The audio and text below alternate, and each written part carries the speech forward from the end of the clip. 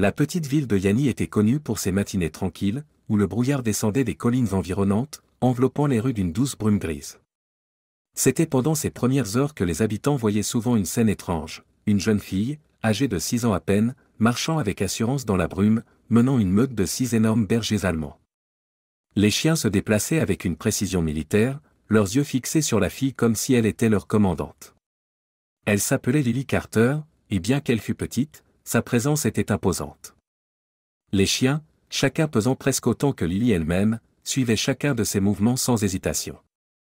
Ils répondaient à ses gestes subtils, un mouvement du poignet, un claquement de langue, avec une compréhension presque surnaturelle. Les habitants, qui s'étaient habitués à ce spectacle, s'arrêtaient souvent pour observer cette étrange procession. Certains souriaient, émerveillés par le lien entre la fille et ses chiens, tandis que d'autres murmuraient des inquiétudes quant à la sécurité d'un si jeune enfant s'occupant d'animaux aussi puissants. Lily, cependant, semblait indifférente à l'attention. Elle marchait avec une confiance tranquille, sa petite main serrant la laisse du chien leader, Max. La meute avançait comme un seul être, leurs pas synchronisés résonnant dans les rues silencieuses. C'était un spectacle qui fascinait et inquiétait à la fois les habitants de Yanni, et il ne fallut pas longtemps avant que des questions ne commencent à surgir. Parmi les habitants, une femme se distinguait par son malaise grandissant concernant Lily et ses chiens. Madame Eleanor Peterson, une enseignante à la retraite au regard perçant, observait la fille depuis des semaines. Au début, elle avait été impressionnée par la capacité de Lily à contrôler la meute, mais avec le temps, elle commença à remarquer des choses qui la troublaient. Avant de continuer, n'oubliez pas de vous abonner à la chaîne et de cliquer sur le bouton « J'aime ». D'ailleurs, depuis quelle ville nous regardez-vous? Écrivez-le dans les commentaires, nous sommes curieux. Aucun enfant aussi jeune ne devrait avoir un tel contrôle sur des animaux de cette taille, murmura Madame Peterson un matin en regardant Lily passer devant sa maison. Les chiens se déplaçaient avec une précision presque surnaturelle, leurs yeux ne quittant jamais la fille. Madame Peterson ne pouvait se débarrasser de l'impression qu'il y avait quelque chose de plus dans cette histoire, quelque chose de caché sous la surface. Ses soupçons s'intensifièrent lorsqu'elle remarqua que Lily parlait rarement, même lorsqu'on s'adressait directement à elle. Le silence de la fille, combiné à la discipline presque inquiétante des chiens, poussa Madame Peterson à croire que la situation de Lily n'était pas aussi innocente qu'elle en avait l'air. Elle commença à poser des questions dans la ville, creusant dans le passé de la fille et les circonstances qui l'avaient amenée à devenir la gardienne d'une meute aussi redoutable. Ce qu'elle découvrit ne fit qu'alimenter ses inquiétudes. Les parents de Lily, tous deux dresseurs de chiens renommés, étaient morts dans un tragique accident de voiture plusieurs années auparavant, laissant la fille à la charge de ses grands-parents. Les chiens, semblait-il, étaient tout ce qui restait de l'héritage de ses parents. Madame Peterson ne pouvait s'empêcher de se demander si le lien de la fille avec les animaux était né de la nécessité ou de quelque chose de plus sombre. L'histoire de Lily Carter avait commencé bien avant les promenades matinales à Yanni. Elle était née dans une famille de dresseurs de chiens, ses parents, Sarah et James Carter, étant bien connus dans la région pour leur travail avec les animaux. Dès qu'elle avait pu ramper, Lily avait été entourée de chiens. Le chenil de ses parents était rempli de bergers allemands, chacun dressé à la perfection. C'était un monde dans lequel Lily était née, et qu'elle avait rapidement appris à aimer. À l'âge de 3 ans, Lily avait déjà montré une capacité étonnante à se connecter avec les chiens. Ses parents plaisantaient souvent en disant qu'elle avait un « sixième sens » pour comprendre les animaux. Elle pouvait calmer le chien le plus téméraire d'un simple toucher, et ses parents admiraient son talent naturel. Ils commencèrent à lui enseigner leur méthode, lui transmettant leurs connaissances dans l'espoir qu'elle reprendrait un jour l'affaire familiale. Mais la tragédie frappa lorsque Lily avait à peine 4 ans. Ses parents moururent dans un accident de voiture par une nuit pluvieuse, la laissant à la charge de ses grands-parents, Robert et Martha Carter. La perte fut dévastatrice pour Lily, qui se réfugia dans le silence, ne trouvant de réconfort que dans la compagnie des chiens. Les 6 bergers allemands, qui avaient été la fierté de ses parents, devinrent ses compagnons constants, leur présence un rappel de la vie qu'elle avait perdue. Après l'accident, les grands-parents de Lily, Robert et Martha, prirent en charge la fille et les chiens. Ils n'étaient pas étrangers au monde du dressage canin, ayant aidé leurs fils et belles-filles avec le chenil pendant des années. Mais assumer la responsabilité d'élever une enfant en deuil tout en gérant une meute de chiens puissants n'était pas une mince affaire. Robert, un mécanicien à la retraite, et Martha, une ancienne infirmière, firent de leur mieux pour offrir à Lily un foyer stable. Ils emménagèrent dans la maison familiale des Carter, une demeure modeste à la périphérie de Yanni, où se trouvait le chenil. Les chiens, bien que bien dressés, nécessitaient une attention constante, et Lily devint rapidement leur principale gardienne. Elle passait ses journées à étudier les journaux d'entraînement de ses parents, apprenant le système complexe de signes manuels et de commandes qu'ils avaient développé. Malgré son jeune âge, Lily montra une aptitude extraordinaire pour travailler avec les chiens. Elle développa ses propres méthodes de communication, adaptant les techniques de ses parents à sa petite taille.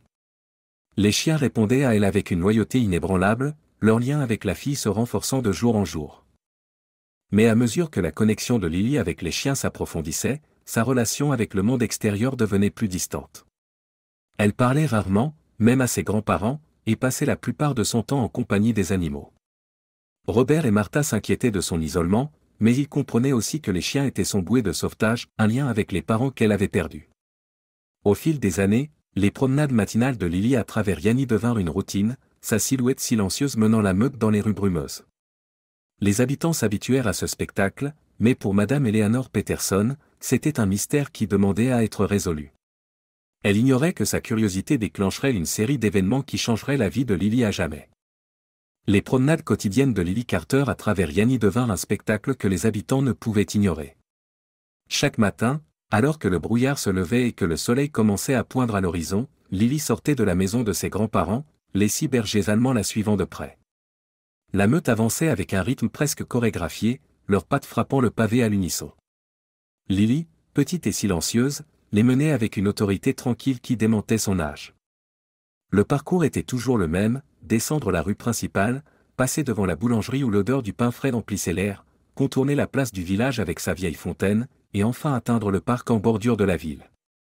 En chemin, les gens s'arrêtaient pour regarder, certains avec admiration, d'autres avec inquiétude. Les enfants collaient leur visage aux vitrines des magasins, les yeux écarquillés d'émerveillement, tandis que les adultes échangeaient des regards anxieux. Elle est comme une petite générale, remarqua un commerçant alors que Lily passait, ses chiens se rangeant parfaitement derrière elle. Mais ne devrait-elle pas être à l'école? Ou jouer avec d'autres enfants?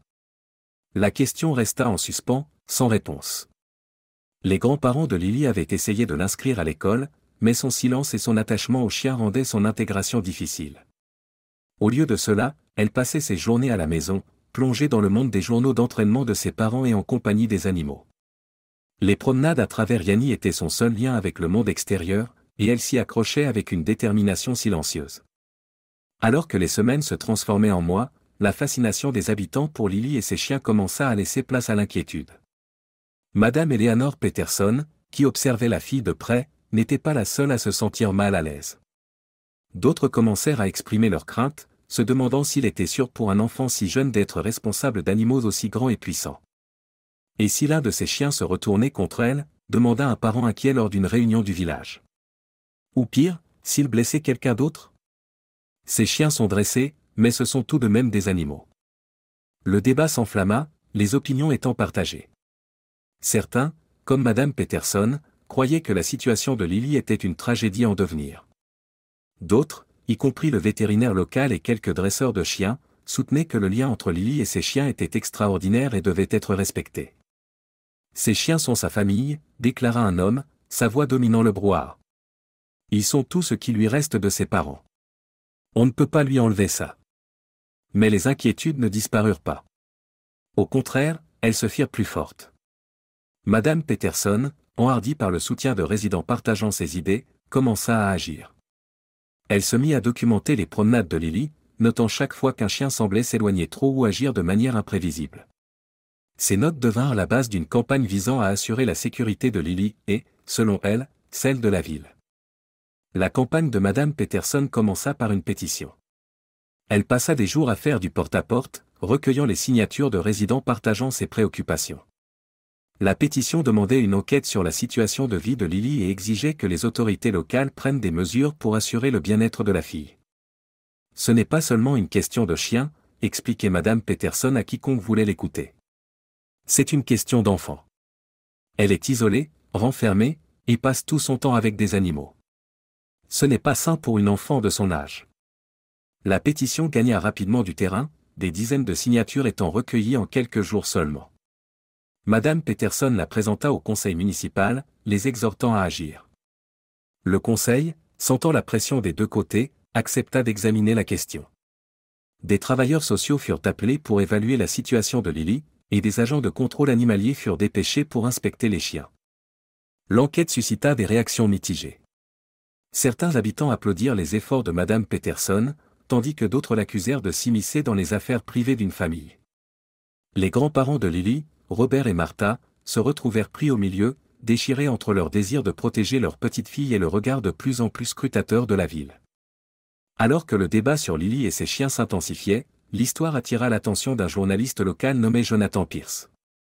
Intrigué par ce récit inhabituel, il décida d'écrire un article sur la jeune fille et son lien extraordinaire avec les animaux. L'article, accompagné d'une série de photos et d'une courte vidéo de Lily menant sa meute dans les rues de Yanny, fut publié dans le journal local. En quelques heures, l'histoire devint virale. La vidéo de Lily et ses chiens atteignit des millions de vues en ligne, et la ville de Yanny se retrouva sous les projecteurs nationaux. Des médias de tout le pays reprirent l'histoire, et bientôt, le visage de Lily était partout. La fille qui parle aux chiens, titrait un journal. Une Dr Dolittle des temps modernes, proclamait un autre. L'attention fut écrasante pour la petite ville. Des touristes commencèrent à affluer à Yanny, espérant apercevoir Lily et sa meute. Certains venaient par curiosité, d'autres par admiration, mais tous apportaient avec eux un sentiment d'intrusion auquel les habitants n'étaient pas préparés. Pour Lily, cette soudaine célébrité fut à la fois une bénédiction et une malédiction. D'un côté, elle attira l'attention sur son lien unique avec les chiens, quelque chose qu'elle avait toujours tenu pour acquis. De l'autre, elle apporta également un examen accru et une pression supplémentaire. Le conseil municipal, sentant le poids des projecteurs nationaux, accéléra son enquête, déterminé à résoudre l'affaire rapidement. Alors que l'histoire se répandait, le débat s'amplifiait. Des pétitions pour et contre l'intervention commencèrent à circuler en ligne, avec des personnes de tout le pays qui y contribuaient. Certains soutenaient que le lien de Lily avec les chiens était un don qui devait être cultivé, tandis que d'autres insistaient sur le fait que sa situation était dangereuse et devait être abordée. Pour Lily, le bruit et l'attention étaient accablants. Elle se replia davantage dans son monde, ne trouvant de réconfort que dans la compagnie silencieuse de ses chiens. Mais à mesure que la pression montait, il devint clair que sa vie, et celle de ceux qui l'entouraient, ne serait plus jamais la même. La décision du conseil municipal d'enquêter sur la situation de Lily Carter déclencha une série d'événements qui changeraient sa vie à jamais. Des travailleurs sociaux et des agents de contrôle animalier arrivèrent à la maison des Carter, leur présence étant un rappel brutal de l'attention croissante portée à la jeune fille et à ses chiens. Les grands-parents de Lily, Robert et Martha, les accueillirent avec un mélange de résignation et de défi. Ils savaient que le lien de leur petite fille avec les animaux était extraordinaire, mais ils comprenaient aussi les préoccupations des habitants. L'enquête commença par une évaluation des conditions de vie de Lily. Les travailleurs sociaux interrogèrent ses grands-parents, posant des questions pointues sur son éducation, sa socialisation et son bien-être émotionnel. Robert et Martha expliquèrent que Lily avait été profondément affectée par la perte de ses parents et que les chiens étaient sa principale source de réconfort. Ils soulignèrent son talent naturel pour travailler avec les animaux et sa capacité à communiquer avec eux d'une manière que même les dresseurs expérimentés trouvaient remarquable. Pendant ce temps, les agents de contrôle animalier évaluèrent les chiens. Ils observèrent Lily alors qu'elle menait la meute dans leur routine quotidienne, notant la précision et la discipline avec lesquelles les animaux répondaient à ses commandes. Max, le chien leader, était particulièrement impressionnant, sa loyauté envers Lily étant évidente à chaque interaction. Les agents conclurent que les chiens étaient bien dressés et ne représentaient aucune menace immédiate, mais ils exprimèrent également des inquiétudes quant aux implications à long terme d'un enfant responsable d'une meute aussi grande et puissante. Alors que l'enquête progressait, les tensions dans la ville continuaient de monter. Madame Eleanor Peterson, enhardie par l'attention que sa campagne avait reçue, devint de plus en plus vocale dans ses appels à l'intervention. Elle organisa des réunions, écrivit des lettres aux responsables locaux et apparut même dans une émission de nouvelles nationales pour discuter de ses préoccupations. Ses efforts divisèrent la communauté, certains habitants la soutenant tandis que d'autres se ralliaient à Lily et ses grands-parents. Le point culminant de l'enquête fut une audience publique, tenue à la mairie et à laquelle assistèrent presque tous les habitants de Yanny. La salle était comble, l'air chargé d'anticipation alors que le conseil municipal se préparait à écouter les arguments des deux parties. Lily, vêtue d'une simple robe bleue, était assise entre ses grands-parents, ses petites mains serrant la laisse de Max. Le chien, sentant son anxiété, se pressa contre elle, sa présence étant un réconfort silencieux. Madame Peterson fut la première à prendre la parole. Elle présenta son cas avec passion, détaillant ses inquiétudes concernant la sécurité de Lily et les risques potentiels posés par les chiens. « Il ne s'agit pas de punir qui que ce soit, dit-elle, sa voix tremblante d'émotion. Il s'agit de protéger une enfant qui a déjà tant souffert. Nous devons à Lily de nous assurer qu'elle grandisse dans un environnement sûr et bienveillant. » Ensuite, Robert et Martha prirent la parole. Ils parlèrent du lien de Lily avec les chiens, décrivant comment les animaux l'avaient aidé à surmonter la perte de ses parents. « Ces chiens sont sa famille, » déclara Robert, sa voix ferme mais empreinte d'émotion. Ils lui ont donné un sens à la vie et un sentiment d'appartenance que rien d'autre ne pouvait lui offrir. Les lui enlever serait comme déchirer son monde une fois de plus. L'audience dura des heures, avec des experts, des voisins et même le thérapeute de Lily, le Dr Nathan Jackson, qui offrirent leurs perspectives. Le Dr Jackson, qui travaillait avec Lily depuis plusieurs mois, témoigna des bienfaits thérapeutiques de sa relation avec les chiens. Le lien de Lily avec ses animaux n'est pas simplement un passe-temps, expliqua-t-il. C'est une bouée de sauvetage. C'est ainsi qu'elle traite son chagrin et se connecte au monde qui l'entoure. À la fin, le juge statua en faveur de Lily et de ses grands-parents. Les chiens resteraient avec elle, mais sous une stricte supervision et à la condition qu'elle continue ses séances de thérapie. La décision suscita des réactions mitigées, mais pour Lily, ce fut une victoire. Elle serra Max contre elle, son petit corps tremblant de soulagement. Dans les mois qui suivirent l'audience, la vie de Lily commença à changer de manière subtile mais significative. Avec le soutien du Dr Jackson, elle commença à s'ouvrir, émergeant lentement de la coquille qu'elle s'était construite. Les séances de thérapie, qui se concentraient initialement sur sa relation avec les chiens, s'élargirent progressivement pour inclure d'autres aspects de sa vie. Elle se mit à parler de ses parents, partageant des souvenirs longtemps enfouis sous des couches de chagrin. Les chiens, en particulier Max, jouèrent un rôle crucial dans son processus de guérison. Ils étaient plus que de simples compagnons, ils étaient ses confidents, ses protecteurs et son lien avec le passé. Le Dr Jackson l'encouragea à utiliser son lien avec les animaux comme un pont pour se connecter aux autres. Elle commença à fréquenter une école locale à temps partiel, où elle fut rapidement surnommée « la fille aux chiens ». Au début, les autres enfants se méfiaient d'elle, mais sa confiance tranquille et les récits des exploits de ses chiens finirent par les conquérir. Madame Peterson, qui avait été la critique la plus virulente de Lily, commença également à changer. L'audience l'avait obligée à confronter ses propres préjugés et suppositions, et elle se retrouva à reconsidérer sa position. Un après-midi, elle s'approcha de Lily et de ses grands-parents, son visage empreint de remords. « J'ai eu tort, » admit-elle, sa voix à peine audible. « J'ai laissé ma peur brouiller mon jugement. J'espère que vous pourrez me pardonner. » Lily, qui avait toujours été plus perspicace que ce que les gens lui accordaient, hocha simplement la tête. Elle ne gardait pas rancune, elle avait appris des chiens que le pardon faisait partie de la vie. Les excuses de Madame Peterson marquèrent le début d'un nouveau chapitre, non seulement pour Lily, mais pour toute la ville. Alors que les saisons changeaient, la ville de Yanny changeait elle aussi. L'histoire de Lily, autrefois source de division, devint un symbole de résilience et de la puissance de la communauté. Les habitants, inspirés par son parcours, se rassemblèrent pour créer un programme jumelant des enfants à des animaux de thérapie. Lily, devenue une sorte de célébrité locale, devint le visage de cette initiative, sa force tranquille et son lien indéfectible avec ses chiens servant de rappel de ce qui était possible lorsque les gens et les animaux se rassemblaient. Les promenades matinales à travers Yanny continuèrent, mais elles ne furent plus une source de controverse. Au contraire, elles devinrent une tradition chérie, un rappel de la fille qui avait rassemblé la ville. Lily, maintenant un peu plus âgée et un peu plus grande, menait toujours la meute avec la même confiance tranquille, sa petite main serrant la laisse de Max.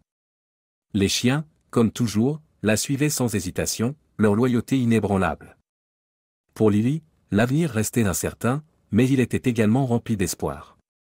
Elle avait fait face à la perte, au regard critique et au jugement, mais elle avait aussi trouvé la guérison, la rédemption et un sentiment d'appartenance. Les chiens avaient été ses compagnons constants, ses protecteurs et ses enseignants.